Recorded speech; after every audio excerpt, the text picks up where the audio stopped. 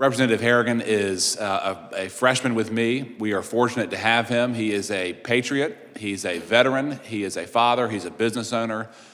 He is someone who has immense capabilities, who cares about this country, and he has a very high level of expertise when dealing with foreign adversaries to this country. He has an important piece of legislation that deals with external attacks. I know he will get your full consideration, and it's my privilege to introduce Representative Pat Harrigan to the committee. Thank you. Thank you. Gentleman from North Carolina is recognized.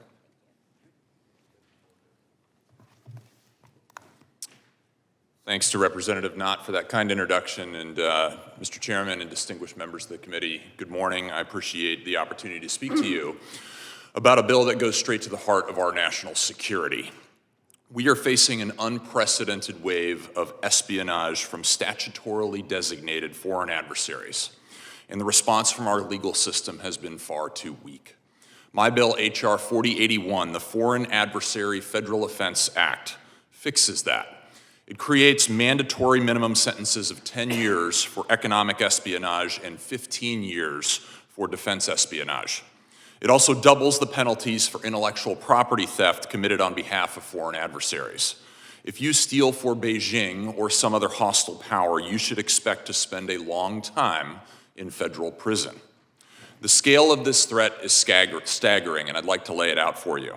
In April, former Army analyst Corbin Schultz sold missile defense data, satellite intelligence, and deployment plans to someone working with the Chinese government. For betraying his country, Mr. Schultz was paid $42,000.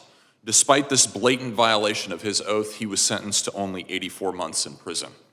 In August, 2 U.S. Navy sailors, Jin Chao Wei and Wen Hang Zhao, provided Chinese intelligence with ship blueprints, weapons systems, and troop movements. They were trusted with our national security, and they sold it off. In 2022, Broadcom engineer Kisang Kim stole more than 500 chip design files for a Chinese tech startup. He openly admitted that he did it to help China compete with the United States and received only 8 months in prison. Meanwhile, the FBI estimates, and this is corroborated by our work on the Science, Space, and Technology Committee, that up to $600 billion in American intellectual property is stolen every single year, almost all of it by China.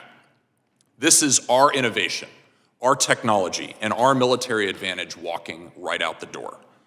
People who spy for our enemies can cripple our military, damage our economy, and leave our critical infrastructure exposed. Yet far too often they get a very small fine or a far too short of a sentence. Our current guidelines are not a deterrent. They actually invite more theft, more betrayal, and more risk. We need to make it unmistakably clear that if you betray your oath, violate your uniform, or sell out our country for a few dollars, you will face the full force of the United States government. H.R. 4081 delivers that clarity. A mandatory double-digit sentence will make potential spies think twice before choosing China over their own nation. I look forward to working with every member of this committee to get this bill across the finish line. My team and I welcome your input and certainly welcome your support. This is about protecting the American people and strengthening the security of the country that we serve and love. Thank you for your time. You bet. Thank you, Representative. Thank you for your service to our country. Thank you for your legislation that you've brought.